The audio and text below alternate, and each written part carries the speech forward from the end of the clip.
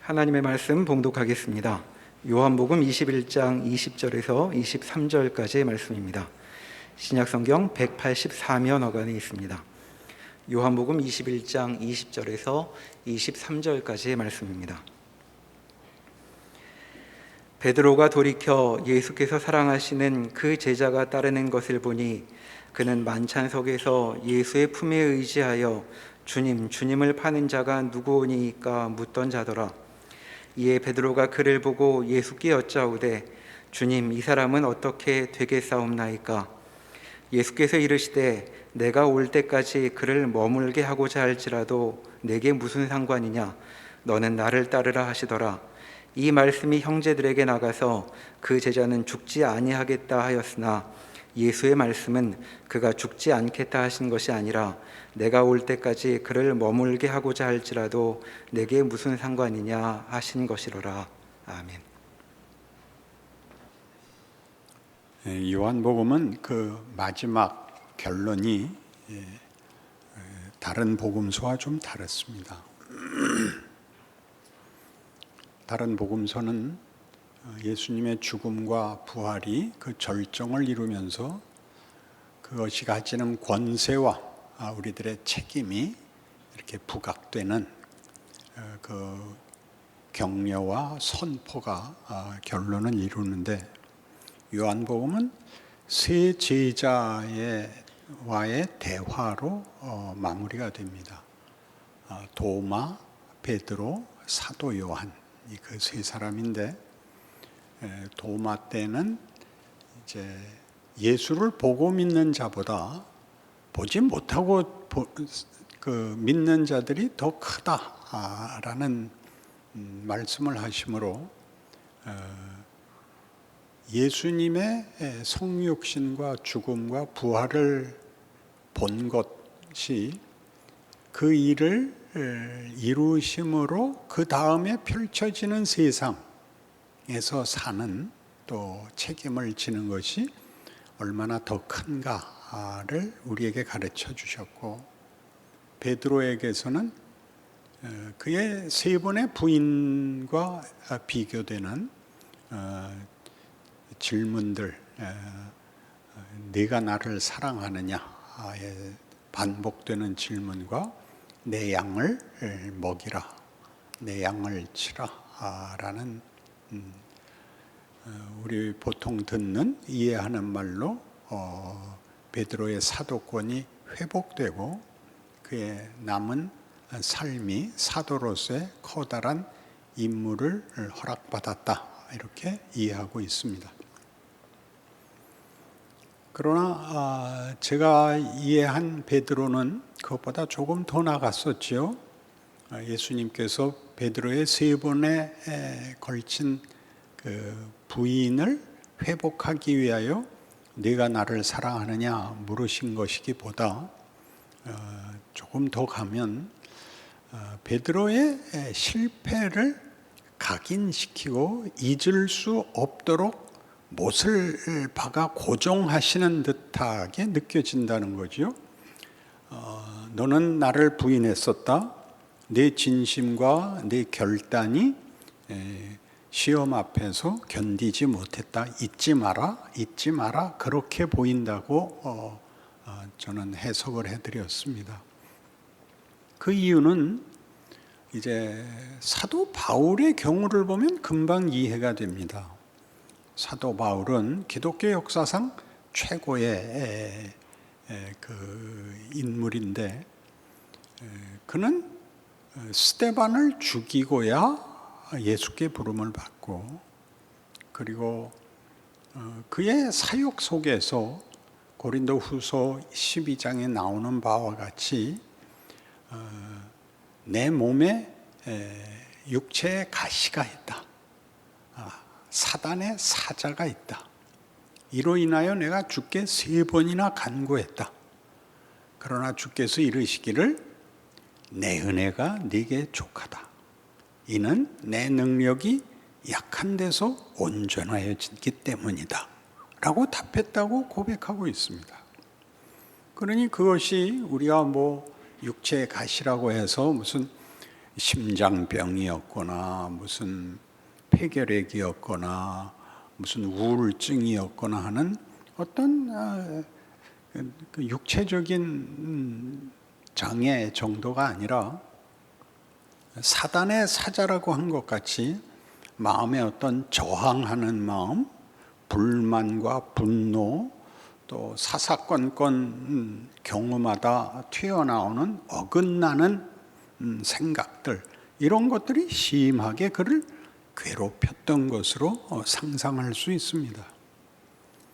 그럼에도 불구하고 그는 대사도였고, 그리고 대사도로서의 그의 임무를 위해서는 이것이 유익하다라고 주께서 말씀하신 셈이죠. 그래서 바울도 인정을 하고 내가 나의 모든 약한 것들에 대하여 자랑하리니 이는 내가 약할 그때 강함이니라, 이런 선언을 할 수 있게 만들었고, 실제로 그는 고린도전서 2장에서 보는 바와 같이 고린도의 선교 여행으로 이제 방문했을 때 이제 복음을 처음 전하게 됐고, 거기 있는 지방 사람들 가운데 물론 아는 사람도 없고 연결된 사람도 없고 기대할 사람도 없는 처지에서 어떻게 복음을 전할 것인가 라는 문제에 직면했을 때 그는 이렇게 답을 얻어냅니다. 나는 그리스도와 그 십자가 외에는 아무것도 알지 아니하기로 결심하고 들어갔다. 그 그리스도와 그가 지신 십자가라는 것은 사람의 눈으로 볼 때는 실패입니다. 그렇죠? 예수는 우리가 초청을 해서 오시지 않았습니다. 예수는 오셨음에도 불구하고 우리는 그를 알아보지 못했습니다. 그리고 나중에 그가 하신 일들로 인하여 따르는 무리가 생겼지만 그들은 그가 십자가를 지실 때에 다 도망가 버렸습니다. 그는 우리의 기대나 요구에 의해서 오신 것도 아니요, 우리가 그에게 기대하고 요청한 것을 다 저버린 실패자, 배신자로 보이는 종말을 맞았습니다. 그리고 부활하셨죠. 사도 바울이 고린도 교회에 들어가면서 그가 가질 수 있었던 유일한 무기는 성육신과 십자가였습니다. 그렇다면 이제 우리가 베드로를 가지고 이렇게 저렇게 얘기할 수 있는, 베드로는 잘못했지만 하나님 앞에 용서함을 받았고 다시 그 사역을 허가받았다, 그렇게 이해하는 것이 우리 신앙생활에 잘못을 할 때마다 회개하고 새로운 각오를 하며 부단히 칠전팔기의 마음을, 신앙을 가질 수 있다 하는데 얼마든지 적용할 수 있지만, 더 크게 그에게 하나님께서 잊을 수 없는 상처를 각인시켜 놓고 그에게 일을 맡겼다 하는 것들, 사도 바울에게서 보는 바와 같이 사단의 사자를 품고 일을 해야 된다면 우리가 신앙생활을 하면서 자기가 제대로 하고 있는 건지, 도대체 이런 방법으로는 어떤 결과를 기대할 수 있는 건지에 대해서 언제나 불안과 소극적인 생각밖에 들지 않을 텐데, 그건 도대체 어떻게 해결하라는 말입니까? 라고 물을 수 있습니다. 그러니까 실제로 우리가 사도 바울을 좋아하거나 무슨 사도 요한을 좋아하는 것은 그 시대에 그 처지에 있지 않았던, 우리가 예수를 믿고 나서 알게 된 기독교 신앙의 위대함 때문에 그들을 부러워하고 존경하는 것이지, 그들이 당한 일이 무엇인지는 실제로 다 심사숙고하지 않습니다. 그들은 다, 12명의 제자들은 다 순교당했고 사도 바울도 순교했고 그의 생애는 고난으로 점철되어 있었고, 우리 고린도후서 11장에 나오는 바와 같은 한 인간이 그의 생애에서 당할 수 없는 여러 육체적 또 민족적, 사회적, 국가적, 정치적 어려움을 겪었던 것이 사실입니다. 그럼 여기서 이런 베드로에게 준 사명, 그에게 나의 양을 치라, 나의 양을 먹이라 라는 약속, 이 위대한 사명을 맡기면서 그의 실패를 그에게 다시 한번 새삼스럽게 각인시키는 이런 사단의 사자가 내 안에 있는 심리적, 육체적 장애 속에서 하는 신앙생활에 어떤 기대, 어떤 보람, 어떤 적극적인 그 신앙생활에 보람이 있겠는가라고 묻게 됩니다. 거기에 대한 답이 사도 요한에게서 나오는 셈입니다. 사도 요한은 아무런 그 특별한 복음서에서 사도로서의 어떤 지위나 신분이나 사명에 맞는 역할에 한 번도 등장하지 않습니다.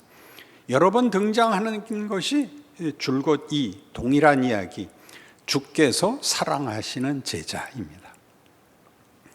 그는 사도들 중에 제일 어린 자였고, 그래서 예수님이 이 골고다에서 그 십자가형에 처형될 때 성인 남자들은 못 들어오게 해서 여자들과 어린이들만 들어갈 수 있었는데, 그때 사도 요한은 아마 어려서 십자가까지 갈 수 있었던 것으로 추측이 됩니다. 예수님께서 어머니를 부탁하시고 요한에게 내 어미라, 네가 돌보아라 해서 요한이 한 일이라고는 그 마리아를 이제 평생 아마 그 모셨을 것으로 추측이 됩니다. 그게 다입니다. 그런 사도 요한을 언제나 주께서 사랑하시는 제자로 언급하는 것은 사랑이라는 것이 능력이나 이해관계나 권력과는 전혀 상관없는 것이라는 것을 가장 잘 드러내는 것 같습니다. 그러니까 요한이 왜 그렇게 사랑을 받았을까? 아마 어려서 철이 없고 순진해서 사랑을 받았을 것입니다. 순진하자를 성경은 결단코 권면하지 않습니다. 실력이 있기를 바랍니다. 바울에게나 베드로에게나 자기 십자가를 지고 자기를 부인하고 예수를 쫓는 그 막중한 임무와 그 조건이 부각되고 있는 것을 봐도 그렇습니다. 사도 요한은 성경을 두 개 남기는데 요한계시록과 요한 1, 2, 3서입니다. 요한계시록은 종말에 있을 인류 역사와 하나님 구원의 대단원의 모습을 먼저 보여주어서 사도 요한이 반모섬에서 그것을 기록하여 남겨 우리 성경의 종말에 관한 계시로, 묵시로 기록되어 있습니다. 그리고는 요한 1, 2, 3서인데 요한 1, 2, 3서의 가장 중요한 핵심은 사랑하라입니다. 사랑하라. 사랑을 이렇게 표현합니다. 하나님은 사랑이시다. 이렇게 표현하고 사랑엔 거짓이 없다. 사랑엔 폭력이 없다. 이렇게 얘기합니다. 그러니까 이것이 베드로에게서 일어난 너는 실패한 자다 잊지 마라. 그리고 네가 내 양을 치라. 그래서 우리 모두가 땅 끝까지 보내진 하나님의 예수 안에서 허락한 구원과 복음의 산 증인인데 우리의 일상에 우리가 가지는 조건이 위대하지 않은 조건 속에서 하나님의 예수 안에 담은 복음을 전해야 할 자로 서 있습니다. 각오하고 진심을 바치면 형통하고 이렇게 유능해지는 것이 아니라 우리의 복음을 감당할 만한 실력이 없는 모습으로 계속 묶이면서 가장 중요한 복음을 증언해야 되는 이 모순 속에 우리가 있어서 대부분의 성도들은, 거의 대부분의 성도들은, 거의라 그러는 건 저는 아니기 때문에 그러는 겁니다. 이렇게 못 쫓아오는 얼굴을 하고 계시면 농담이라도 한번 해서 잠깐 쉬고 생각해 보십시오. 대부분의 성도들은 신앙생활을 체념합니다. 체념이라는 것은 이 못 견디는 것에서 그냥 포기하고 마는데, 포기한다고 해서 교회 나오는 것을 포기하거나 무슨 다른 기본적인 걸 포기하는 건 아닌데, 실제로 내 조건 속에서 하나님은 정말 사도 바울에게 일하고 베드로에게 일한 것처럼 나한테도 일하실까? 이런 거를 이제 더 이상 생각하지 않기로 해버립니다. 그런 얘기는 서로 하지 않기로 합니다. 유현진이 언제 등판하나 이런 얘기나 하고, 손흥민은 언제 골을 넣을까 이런 얘기로 넘어가지, 좀 더 구체적인 얘기를 하려면 분명히 넘을 수 없는 장애물이 있습니다. 현실이 내가 실력 발휘를 할 수가 없기 때문입니다. 내가 진심이 없는 것도 아니고 내 신앙이 불분명한 것도 아닌데 어떻게 의욕을, 어떻게 확인을 해야 될지를 모르고 있습니다. 거기 사도 요한입니다. 사랑하랍니다. 사랑엔 거짓이 없다는 이렇게 되어 있습니다. 하나님은 사랑이신데 하나님을 믿는다면 내 형제를 사랑해야 된다. 근데 보이는 형제도 못 사랑하는 주제에 하나님을 사랑한다는 건 거짓말이다. 이렇게 되는 겁니다. 아, 이거 어렵죠. 어떻게 모두를 사랑합니까? 이웃은 거의 다 악당들입니다. 세상 속에서 모르는 사람은 모르는 악당이고 아는 사람은 아는 악당인 세상에 사는데, 거기서 형제를 사랑하지 않으면 넌 하나님을 사랑하는 것이 아니다 라는 도전을 받는 것은 우린 견딜 수가 없습니다. 그러니까 대강 안 마주치는 수밖에 없게 됐죠.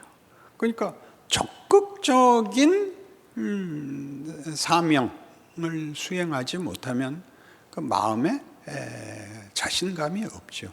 그러니까 도망가는 일이 계속된 도망감과 변명을 이렇게 우리에게 당연한 것으로 받아들이게 됩니다. 여기 중요한 그 이해가 있습니다. 사랑은 그렇게 처음부터 그렇게 어마어마하게 하는 게 아닙니다. 고린도전서 13장에 나오는 대로 사랑은 일단 참는 겁니다. 여러분이 이미 하고 있는 겁니다. 모든 왼수와 다 싸울 수는 없습니다. 참을 수밖에 없습니다. 그건 사랑입니다. 근데 그걸 내가 저걸 언젠간 한번 죽여버릴 거야 라고 참는 거랑, 이게 참는 게 사랑이래, 그렇게 얘기하는 건 얘기가 다릅니다. 이렇게 가야 어디를 갈 수 있냐면 정말 사랑으로 가죠. 계속되는 사랑에 대한 설명이 뭐였죠? 사랑은 성내지 않고, 사랑은 무례히 행치 않고, 이기적이지 않고, 그리고 아주 중요하게 미래적으로 이렇게 얘기합니다. 모든 것을 믿고 바라고 견디는 것. 굉장하죠? 왜 그러라는 거예요? 하나님이 그 아들을 주셨으니까.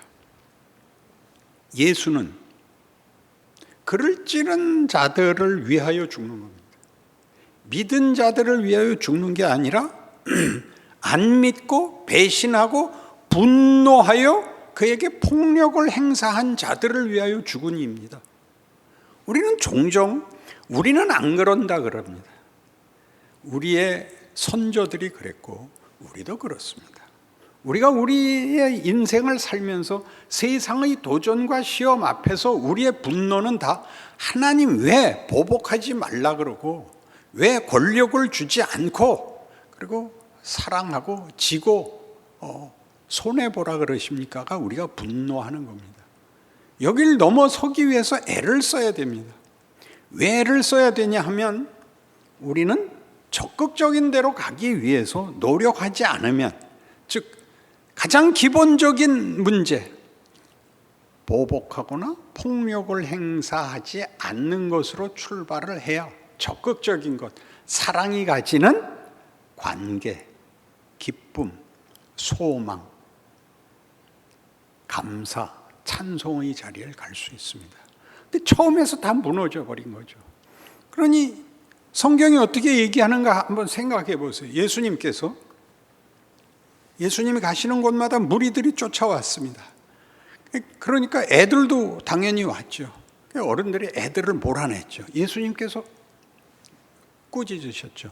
애들이 나한테 오는 것을 금하지 말라. 천국은 이들의 것이다.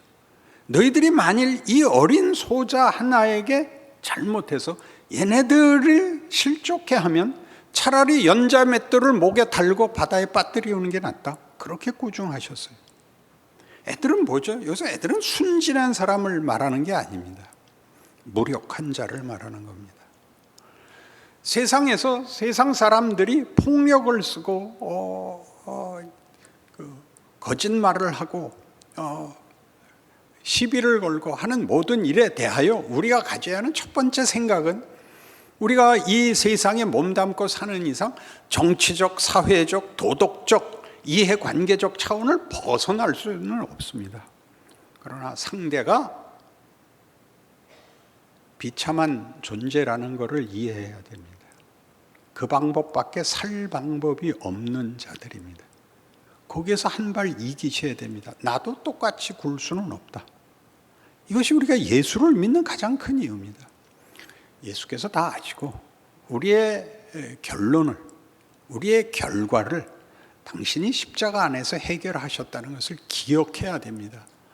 써먹기 어렵습니다.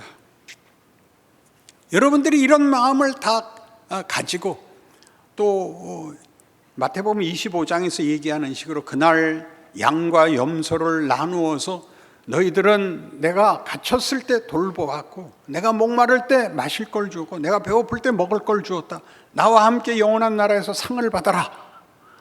우리가 언제 그랬습니까? 이 어린 소자 하나에게, 작은 자 하나에게 한 선행이 내게 한 것이다. 굉장하죠? 거꾸로가 또 나오죠. 너희들은 안 했다. 우리가 언제 예수님 헐벗은 것이나 예수님 굶는 것이나 목마른 것을 보고 모른 척 했습니까? 이 작은 자 하나, 이해관계에서 상관없는 자, 이해관계에서 적대적인 자, 예수께서 자기를 찌르는 자들을 포함하여, 자기를 못 박는 자들을 포함하여 피를 흘리시고 구원을 이루시는 것처럼 우리에게 그 사명을 맡깁니다. 여기를 못 오면 우리는 체념하고 살 수밖에 없습니다. 바울이나 베드로의 위대한 점이 있다면 그들에게 주어진 그 장애를 안고 사역을 했다는 사실이죠. 여러분들이 지금 요구하는 건 뭐겠습니까? 남에게 비난받지 않고, 남에게 굽실 필요 없고, 남보다 더 큰 권력을 가지고 양보하는 것 아닙니까? 근데 양보는 가지고는 양보가 안 됩니다. 가지지 않고 양보를 해야 되는데 그럴 수 있는 건 우리밖에 없다. 그게 너희들이 빛이고 소금인 임무다라고 얘기하는 겁니다. 여기가 여러분, 그거라면 할 수 있어. 아니 이건 그렇게 시작하는 거구나 라고 이해하지 못한다면 신앙생활은 할 방법이 없습니다. 이건 매일 부닥치는 우리 일상입니다. 언제나 왼수들하고 부닥칩니다. 신문에 나는 걸 보십시오. 신문에 좋은 말 나는 적이 있습니까? 그 신문 보기 싫어하고 TV 뉴스 보기 싫어해집니다. 그럼 어디로 갑니까? 생각 안 해도 되는 데로 가지 않습니까?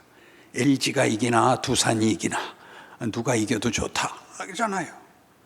목숨 걸 필요 없는 데로 도망 다니면 위대한 인생을 살 틈이 없습니다. 여러분이 무슨 우리 잘 아는 슈바이처가 되고 아인슈타인이 되고 하는 것이 위대한 것이 아니라 한 인간이 증오와 저주를 어떻게 벗어나는가 하는 것이 기독교입니다. 어떻게 하나님을 만날 것인가, 어떻게 예수를 믿는다는 것이 나에게 내가 가지고 있는 모든 욕심과 욕망보다 크고 나를 오히려 삼키게 할 수 있는가를 매일 도전받는 것이고 훈련받는 것입니다. 그 싸움에서 이기셔야 됩니다. 그러면 신앙생활은 우리가 보통 기사거리가 되고 간증거리가 되는 것이 아니라 자기의 조건, 책임져야 하고 묶여있는 조건 말입니다. 거기에 평안이, 거기에 기쁨이 있는 줄 알게 되십니다. 내 자식이, 내 부모가, 내 친구가 가장 귀해집니다.